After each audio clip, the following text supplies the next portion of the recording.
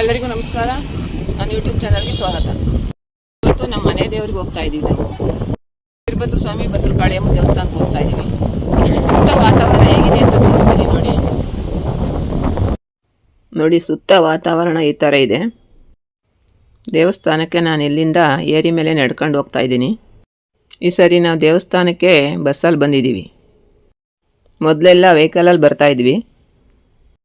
ಹಂಗಾಗಿ ಅವಾಗೆಲ್ಲ ಏರಿ ಮೇಲೆ ನಡ್ಕೊಂಡು ಹೋಗ್ತಾ ಇರಲಿಲ್ಲ. ಡೈರೆಕ್ಟಾಗಿ ದೇವಸ್ಥಾನಕ್ಕೆ ಬರೀ ಗಾಡೀಲೇ ಹೋಗ್ತಾ ಇದ್ವಿ. ಏರಿ ಮೇಲೆ ನಡ್ಕೊಂಡು ಹೋಗೋದು ಒಂಥರ ಚೆನ್ನಾಗಿರುತ್ತೆ. ಬಸ್ ಸ್ಟಾಪಲ್ಲಿ ಇಳಿದು ಅಲ್ಲಿಂದ ಆಟೋದಲ್ಲಿ ಬರಬೇಕು. ಬಂದಾಗ ತಂಪಾಗಿ ಇತ್ತು. ಈಗ ಸ್ವಲ್ಪ ಲೈಟಾಗಿ ಬಿಸಿಲು ಸ್ಟಾರ್ಟ್ ಆಗಿದೆ. ಇಲ್ಲಿಂದ ಇನ್ನೊಂದು ಸ್ವಲ್ಪ ದೂರ ನಡಿಬೇಕು. ಗಾಡೀಲಿ ಬಂದುಬಿಟ್ರೆ ದೇವಸ್ಥಾನದವರೆಗೂ ಡೈರೆಕ್ಟಾಗಿ ದೇವಸ್ಥಾನದವರೆಗೂ ಹೋಗ್ಬೋದು. ಯಾಕೆಂದರೆ ರೋಡ್ ತುಂಬ ಚೆನ್ನಾಗಿದೆ. ಏರಿ ಪಕ್ಕದಲ್ಲಿ ಕೆರೆ ಇದೆ.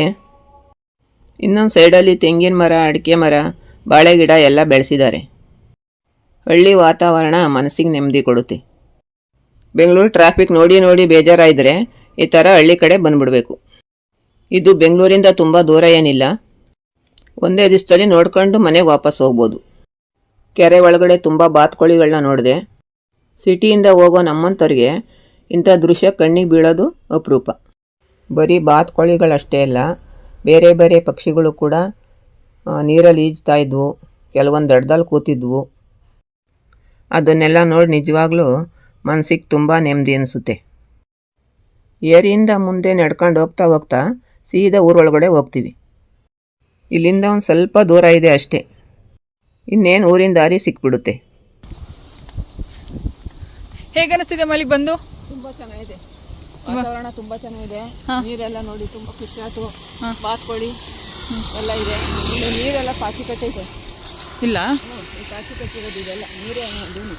ಲಾಸ್ಟ್ ಟೈಮ್ ಇಲ್ಲಿಗೆ ಬಂದಾಗ ಮೀನೇನೋ ಹಿಡಿತಿದ್ರು ಅಲ್ವಾ? ತುಂಬ ಚೆನ್ನಾಗೈತೆ. ಇದು ನೋಡಿ, ಇದು ಎಕ್ಕದ ಗಿಡ. ಇದರಲ್ಲಿ 2 ಥರ ಇದೆ. ಒಂದು ಬಿಳಿದು, ಒಂದು ನೀಲಿದು. ಇವಾಗ ಬಿಳಿ ಎಕ್ತೂವ ಇದೆಯಲ್ಲ, ಅದನ್ನು ಗಣೇಶಂಗೆ ಹಾರ ಮಾಡಿ ಹಾಕ್ತೀವಿ. ನೀಲಿ ಹೂವನ್ನ ಉಪಯೋಗಿಸೋ ಆಗಿಲ್ಲ. ಎಕ್ತೂವನ್ನ ಕೀಳುವಾಗ ತುಂಬ ಹುಷಾರಾಗಿರಬೇಕು. ಯಾಕಂದರೆ ಇದರಲ್ಲಿ ಹಾಲಿರುತ್ತೆ. ಅದೇನಾದರೂ ಚರ್ಮಕ್ಕೆ ತಾಕಿದ್ರೆ ಗಾಯ ಆಗಿಬಿಡುತ್ತೆ. ಹಂಗಾಗಿ ತುಂಬ ಹುಷಾರಾಗಿರ್ಬೇಕು. ಮನೆ ದೇವರಿಗೆ ಬರ್ತಾ ಇರ್ತೀವಿ. ಅದು ಇವತ್ತು ಸಂಡೇ ಅಂತ ಬಂದ್ವಿ. ಮಂಗಳವಾರ ಬರೋಣ ಅಂದ್ಕೊಂಡಿದ್ವಿ. ಆಮೇಲೆ ಏನೋ ಹಿಂಗೆ ಸಡನ್ನಾಗಿ ಬೇಗ ಹೋಗಿ ಬಂದ್ಬಿಡೋಣ, ಕೆಲಸಗಳು ಇರುತ್ತಲ್ಲ ಅಂತ ಅಂದ್ಬಿಟ್ಟು ಬಂದ್ವಿ. ವರ್ಷಕ್ಕೊಂದ್ಸಲ ನಾವು ಬರ್ತಾ ಇರ್ತೀವಿ ಅವಾಗವಾಗ. ಮಂಗಳವಾರನೂ ತುಂಬ ರಶ್ ಇರುತ್ತೆ, ಸೋಮವಾರನೂ ರಶ್ ಇರುತ್ತೆ. ಅದಕ್ಕೆ ಸಂಡೇ ಅಂದ್ಬಿಟ್ಟು ಎಲ್ಲರೂ ಬಂದ್ವಿ. ಇನ್ನು ಸ್ವಲ್ಪ ದೂರ ನಡಿಬೇಕು. ಇನ್ನೊಂದು 10 ಕಿಲೋಮೀಟ್ರ್ ಇದೆ. ಆಮೇಲೆ ಬೆಟ್ಟ ಹತ್ಬೇಕು. ಹೋಗಿ ತೋರಿಸ್ತೀನಿ ಬೆಟ್ಟ ಹೇಗಿರುತ್ತೆ ಅಂತ. ನಾನು ಬೆಟ್ಟದಲ್ಲಿ ಕೊರೆದಿದ್ದಾರೆ. ಅಲ್ಲಿ ಕೊರೆದು ಒಳಗಡೆ ಪ್ರತಿಷ್ಠಾಪನೆ ಮಾಡಿದ್ದಾರೆ. ಈಗ ಊರೊಳಗೆ ಬಂದಿದ್ದೀವಿ. ಇದೆಲ್ಲ ಮನೆ ಮುಂದೆ ಬೆಳೆಸಿರೋಂಥ ಗಿಡಗಳು ತುಂಬ ಚೆನ್ನಾಗಿ ಬೆಳೆದಿದೆ. ಇಲ್ಲಿ ರಾಗಿ ಎಲ್ಲ ಬೆಳೆದು ಬಡಿದು ಒಣಗಾಕಿದ್ದಾರೆ. ತುಂಬ ವರ್ಷಗಳಾದಮೇಲೆ ಇದನ್ನೆಲ್ಲ ನೋಡ್ತಾ ಇದ್ದೀನಿ. ಊರೊಳಗೆ ಹೋಗ್ತಾ ಒಂದಷ್ಟು ಮಾವಿನ ಗಿಡ, ಬಾಳೆ ಗಿಡ ಎಲ್ಲ ಕಾಣಿಸುತ್ತೆ. ಎಷ್ಟೇ ಬಿಸಿಲಿದ್ರೂ ಈ ವಾತಾವರಣ ನೋಡ್ತಾ ಬಿಸಿಲು ಅಂತ ಅನಿಸೋದೇ ಇಲ್ಲ. ಹಂಗಾಗಿ ಆರಾಮಾಗಿ ನಡ್ಕೊಂಡು ಹೋಗ್ತಾ ಇದ್ದೀವಿ. ಪೂಜೆ ಸಾಮಾನೆಲ್ಲ ಮನೆಯಿಂದ ತಂದಿದ್ವಿ. ಈಗ ಹೋಗ್ತಾ ದಾರಿಲಿ ಗಣೇಶನ ದೇವಸ್ಥಾನ ಸಿಗುತ್ತೆ.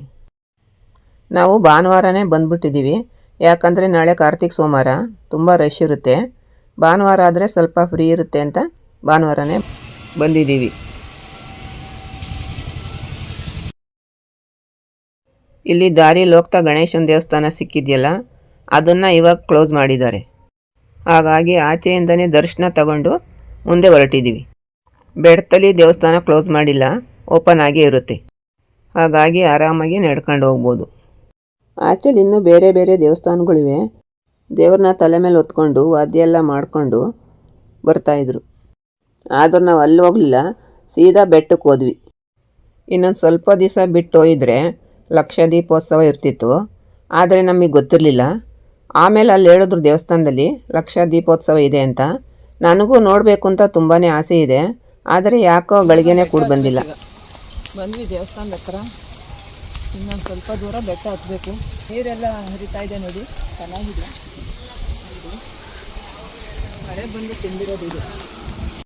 ಇಲ್ಲಿಂದ ಸ್ವಲ್ಪ ದೂರ ಇನ್ನೂ ನಡಿಬೇಕು, ನಡ್ಕೊಂಡು ಹೋಗಿ ಬೆಟ್ಟ ಹತ್ಬೇಕು. ಬಿಸಿಲು ಬೇರೆ ಜಾಸ್ತಿ ಆಗ್ತಾ ಇದೆ. ಇಲ್ಲಿ ನೋಡಿ, ಇದು ಬಿದಿರಿನ ಮರ, ಸುತ್ತ ಗಾರ್ಡ್ ಸೆಕ್ಷನ್ ಥರ ಇರುತ್ತೆ.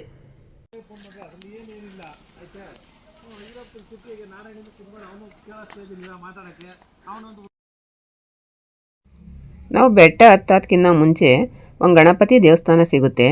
ಅಲ್ಲಿ ನಮಸ್ಕಾರ ಮಾಡಿಕೊಂಡು ಬೆಟ್ಟ ಹತ್ತಿದ್ರೆ ತುಂಬ ಈಸಿಯಾಗಿ ಹತ್ಬೋದು ಬೆಟ್ಟನ. ಗಣೇಶನಿಗೆ ಅಲ್ವಾ ಮೊದಲನೇ ಪೂಜೆ. ಬೆಟ್ಟದಲ್ಲಿ ಪೂಜೆ ಮಾಡಿಸಿ ಇಲ್ಲೇ ಊಟಕ್ಕೆ ಹೋಗಬೇಕು. ಇವತ್ತು ನಾನು 4:15ಗೆ ಎದ್ದೆ. ಹಿಂಗೆಲ್ಲರೂ ಆಚೆ ಹೋಗಬೇಕು ಅಂದಾಗ ನಾನು ಬೇಗನೆ ಎದ್ಬಿಡ್ತೀನಿ. ಫಸ್ಟ್ ನಾನೇ ಸ್ನಾನ ಮಾಡೋದು. ಬೇಗ ಎದ್ದು ಸ್ನಾನ ಮಾಡಿ ಪೂಜೆ ಎಲ್ಲ ಮಾಡಿ ಆಮೇಲೆ ನಮ್ಮ ಹುಡುಗರನ್ನ ಎಬ್ಬರಿಸ್ತೀನಿ. ಇವತ್ತು ನಾನು ತಿಂಡಿ ಮಾಡ್ಕೊಂಡು ಕೂತ್ಕೊಂಡಿಲ್ಲ, ಯಾಕಂದರೆ ದೇವಸ್ಥಾನಕ್ಕೆ ಬೇಗ ಹೋಗಿ ಬೇಗ ಬಂದ್ಬಿಡೋಣ ಅಂತ ತಿಂಡಿ ಏನೂ ಮಾಡಲಿಲ್ಲ.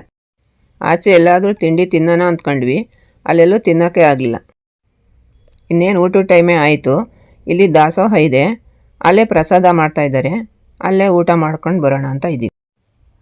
ಬಸ್ಸಲ್ಲೂ ಅಷ್ಟೇ ಅಷ್ಟೊಂದೇನು ದೂರ ಅಂತ ಅನ್ನಿಸ್ಲಿಲ್ಲ, ಆರಾಮಾಗಿ ಬರ್ಬೋದು. ಇಲ್ಲಿ ನಡ್ಕೊಂಬಂದಿದ್ದು ಏನು ಅಷ್ಟೊಂದು ಆಯಾಸ ಅಂತ ಅನ್ನಿಸ್ಲಿಲ್ಲ. ಆ ಕಡೆ ಈ ಕಡೆ ನೋಡ್ಕೊಂಡು ಆರಾಮಾಗಿ ಬಂದ್ಬಿಟ್ವಿ. ಇವಾಗ ಇಲ್ಲಿಂದ ಮೆಟ್ಲೆತ್ಕೊಂಡು ಹೋಗ್ಬೋದು. ಈ ಕಡೆ ಸೈಡಿಂದನಾರು ಹೋಗ್ಬೋದು, ಈ ಕಡೆ ಸೈಡಿಂದನಾರು ಹೋಗ್ಬೋದು. ನಾವು ಹತ್ರ ಆಗುತ್ತೆ ಅಂತ ದಾಸೋಹ ಇದೆಯಲ್ಲ, ಆ ಕಡೆಯಿಂದನೇ ಹೋಗ್ತಾ ಇದ್ದೀವಿ. ಇದೇ ದಾಸೋಹ ಭವನ. ಪೂಜೆ ಮುಗಿಸ್ಕೊಂಡು ಇಲ್ಲಿಗೆ ಊಟಕ್ಕೆ ಬರಬೇಕು. ಈ ದಾಸೋಹದ ಕಡೆಯಿಂದ ಬಂದರೆ ಬೇಗ ದೇವಸ್ಥಾನ ಸಿಗುತ್ತೆ. ಆ ಕಡೆಯಿಂದ ಬಂದರೆ ಇನ್ನೂ ಸ್ವಲ್ಪ ದೂರ ನಡ್ಕೊಂಬರ್ಬೇಕು. ಹಂಗಾಗಿ ನಾವು ಈ ಕಡೆಯಿಂದನೇ ಬಂದ್ಬಿಟ್ವಿ. ನಾವು ಬರೋದಕ್ಕಿಂತ ಮುಂಚೆ ಅಲ್ಲೇ ತುಂಬ ಜನ ಸೇರಿದ್ದಾರೆ. ಊಟ ಶುರುವಾಗ್ಬಿಟ್ಟಿದೆ. ಸುಮಾರು ಜನ ಅಲ್ಲಿ ಊಟ ಮಾಡ್ತಾಯಿದ್ದಾರೆ. ಯಾಕಂದರೆ ಎಷ್ಟೋ ಜನ ಗಾಡೀಲಿ ಬಂದಿರ್ತಾರಲ್ವ, ಅವ್ರು ನಮಗಿಂತ ಮುಂಚೆನೇ ಬಂದುಬಿಟ್ಟಿರ್ತಾರೆ. ಹಾಗಾಗಿ ಅವ್ರು ದರ್ಶನ ಪಡ್ಕೊಂಬಂದು ಬೆಟ್ಟದಿಂದ ಇಳಿದು ಬಂದು ಊಟ ಮಾಡ್ತಾಯಿರ್ತಾರೆ. ಬೆಟ್ಟದವರೆಗೂ ಆರಾಮಾಗಿ ಗಾಡಿ ಓಡಿಸ್ಕೊಂಬರ್ಬೋದು. ರೋಡೆಲ್ಲ ತುಂಬಾ ಚೆನ್ನಾಗಿದೆ. ನಾವು ಮೇಲ್ಗಡೆ ಹೇಗೆ ಕಾಣಿಸುತ್ತೆ ಅಂತ ನೋಡೋಕ್ಕೆ ದಾಸೋಹ ಭವನ ಇದೆಯಲ್ಲ, ಅದ್ರ ಮೇಲೆ ನಿಂತ್ಕೊಂಡು ನೋಡಿ ಆಮೇಲೆ ಬಂದ್ವಿ. ಅಲ್ಲಿಂದನೂ ಅಷ್ಟೇ ತುಂಬ ಚೆನ್ನಾಗಿ ಕಾಣಿಸುತ್ತೆ. ಈಗ ಇನ್ನೇನು ಬೆಟ್ಟ ಹತ್ತಕ್ಕೆ ಶುರು ಮಾಡಿದ್ದೀವಿ. ಬೆಟ್ಟ ಹತ್ತಕ್ಕೆ ಶುರು ಮಾಡಿದಾಗಲೇ ಇಲ್ಲೊಂದು ವೀರಭದ್ರ ಸ್ವಾಮಿ ವಿಗ್ರಹ ಕಾಣಿಸುತ್ತೆ, ಬಸವಣ್ಣ ಕಾಣಿಸುತ್ತೆ. ಬೆಟ್ಟ ಹತ್ತಕ್ಕೆ ಮೆಟ್ಲುಗಳೆಲ್ಲ ಆರಾಮಾಗಿದೆ, ಹಂಗಾಗಿ ಈಸಿಯಾಗಿ ಹತ್ತಿಳಿಬೋದು. ತುಂಬ ದೊಡ್ಡ ಬೆಟ್ಟನೂ ಅಲ್ಲ, ಒಂದು ಅರ್ಧ ಅವರಲ್ಲಿ ಹತ್ತಿಳಿದು ಬಿಡ್ಬೋದು. ಈ ದೇವಸ್ಥಾನನ ಬಂಡೆಯಲ್ಲಿ ಕೊರೆದಿದ್ದಾರೆ. ಮುಂಚೆ ಹೋಗ್ಬೇಕಾದ್ರೆ ಬಗ್ಕೊಂಡು ಹೋಗ್ಬೇಕಾಯ್ತು, ತಲೆಗೆ ಹೊಡಿತಾಯಿತ್ತು. ಇವಾಗ ಹಂಗಿಲ್ಲ, ತುಂಬ ಚೆನ್ನಾಗಿ ಕೊರೆದಿದ್ದಾರೆ. ಇವಾಗ ಆರಾಮಾಗಿ ಹೋಗ್ಬೋದು.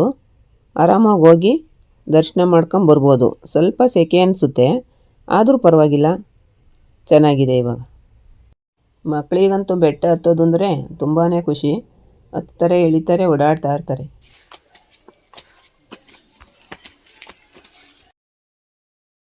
ದೇವಸ್ಥಾನ ಹತ್ತಿದ ತಕ್ಷಣ ಕಾಲು ತೊಳೆಯೋಕ್ಕೆ ಜಾಗ ಇರುತ್ತೆ.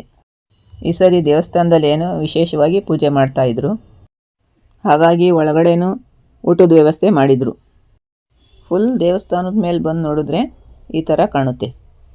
ಇಲ್ಲಿಂದ ಫುಲ್ ಹಳ್ಳಿ ನೋಡ್ಬೋದು ಹೇಗೆ ಕಾಣಿಸುತ್ತೆ ಅಂತ.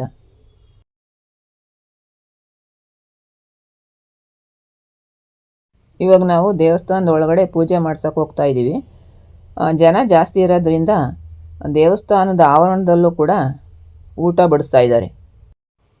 ಇವಾಗ ದೇವಸ್ಥಾನದ ಒಳಗಡೆ ಹೋಗಬೇಕಾದ್ರೂ ಒಂದು ಗಣೇಶ ಕಾಣಿಸುತ್ತೆ, ಅಲ್ಲಿ ನಮಸ್ಕಾರ ಮಾಡ್ಕೊಂಡು ಒಳಗಡೆ ಹೋಗ್ತೀವಿ. ಇದೇ ನೋಡಿ ನಮ್ಮ ಮನೆ ದೇವರು ವೀರಭದ್ರ ಸ್ವಾಮಿ. ನಾನು ಆವಾಗಲೇ ಹೇಳಿದ್ನಲ್ಲ, ಬಂಡೆಯಲ್ಲಿ ಕೊರೆದಿದ್ದಾರೆ ದೇವಸ್ಥಾನವ ಅಂತ. ನೋಡಿ ಇಲ್ಲಿ ಕಾಣಿಸುತ್ತೆ. ಬಗ್ಕೊಂಡೇ ಮಂಗಳಾರತಿ ತಗೋಬೇಕಿತ್ತು ಮುಂಚೆ, ಇವಾಗ ಸ್ವಲ್ಪ ಚೆನ್ನಾಗಿ ಮಾಡಿದ್ದಾರೆ. ಇದು ದೇವಸ್ಥಾನದ ಆವರಣ. ಇಲ್ಲಿ ಮುಪ್ಪಿನೇಶ್ವರ ಸ್ವಾಮಿ ಅಂತ ಒಂದು ವಿಗ್ರಹನೂ ಇದೆ.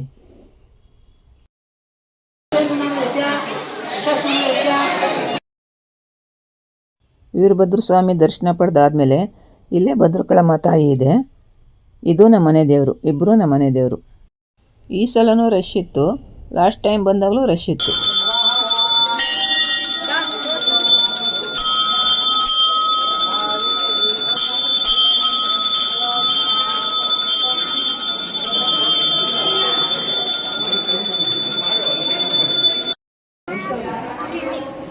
ಇಲ್ಲ ಸ್ವಲ್ಪ ಹಾಕಿ.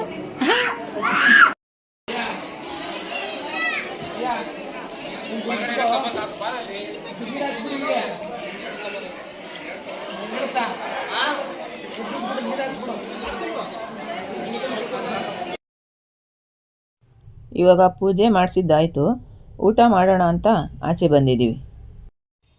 ದಾಸೋಹ ಭವನದವರೆಗೂ ಏನು ಊಟಕ್ಕೆ ಹೋಗಬೇಡಿ ಅಮ್ಮ, ಇಲ್ಲೇ ಬಂದು ಊಟ ಮಾಡಿ ಅಂತ ಕರೀತಿದ್ದಾರೆ. ಹಂಗಾಗಿ ಅಲ್ಲೇ ಊಟಕ್ಕೆ ಹೋಗ್ತಾಯಿದ್ದೀವಿ. ಒಂದು ಖುಷಿ ಪಡೋ ವಿಷಯ ಏನಪ್ಪ ಅಂದರೆ ಇಲ್ಲಿ ಬಾಳೆ ಎಲೆ ಊಟ ಇದೆ, ಅದರಲ್ಲೂ ಒಬ್ಬಟ್ಟು ಊಟ ಇದೆ ಈ ಸರಿ. ಮೊದಲೆಲ್ಲ ಬಾಳೆ ಎಲೆ ಊಟ ಇರ್ತಾಯಿತ್ತು ಮದುವೆ ಮನೇಲಿ, ಇವಾಗ ಅದು ಇಲ್ಲ, ಬರೀ ಬೊಫೆ ಸಿಸ್ಟಮು. ಬಾಳೆ ಎಲೆ ಊಟದಲ್ಲಿ ಒಬ್ಬಟ್ಟು, ಚಿತ್ರಾನ್ನ, ರಸಮನ್ನ, ಸಾಂಬಾರನ್ನ, ಮಜ್ಜಿಗೆ ಅನ್ನ, ಹಪ್ಪಳ, ಉಪ್ಪಿನಕಾಯಿ, ಕೋಸಂಬರಿ ಎಲ್ಲ ಇತ್ತು. ತುಂಬ ತೃಪ್ತಿ ಆಯಿತು ಊಟ ಮಾಡಿದ್ದು. ಊಟ ಮುಗಿಸಿ ಮನೆಗೆ ಹೊರಡೋಣ ಅಂತ ಆಚೆ ಹೊರಟ್ವಿ. ನಾವು ಪ್ರತಿ ಸಲ ಬಂದಾಗಲೂ ತುಂಬಾ ಕೋತಿಗಳು ಇರ್ತಾಯಿದ್ವು. ಈ ಸಲ ಅದೇನೋ ಪಟಾಕಿ ಹೊಡೆದ್ರಂತೆ, ಹಂಗಾಗಿ ಕೋತಿಗಳು ಜಾಸ್ತಿ ಕಾಣಿಸ್ಲಿಲ್ಲ, ಒಂದೋ ಎರಡೋ ಮೂರೋ ಕಾಣಿಸ್ತಷ್ಟೇ.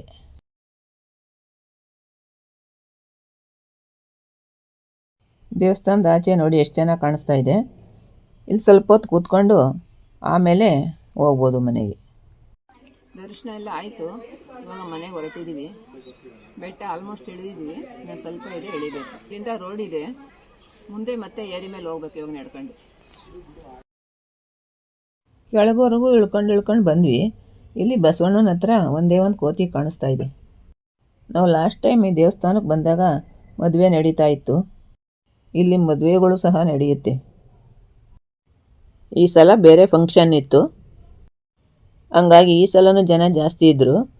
ಲಾಸ್ಟ್ ಟೈಮು ಜನ ಜಾಸ್ತಿ ಇದ್ದರು. ದರ್ಶನ ಏನೋ ತುಂಬ ಚೆನ್ನಾಗಾಯಿತು. ಎಲ್ಲ ತುಂಬ ಚೆನ್ನಾಗಿ ಮಾಡಿದರು. ಒಬ್ಬಟ್ಟು ಊಟ ತುಂಬಾ ಚೆನ್ನಾಗಿತ್ತು. ಊಟ ಎಲ್ಲ ಮುಗಿಸ್ಕೊಂಡು ಇವಾಗ ಮನೆಗೆ ಹೊರಡ್ತೀವಿ.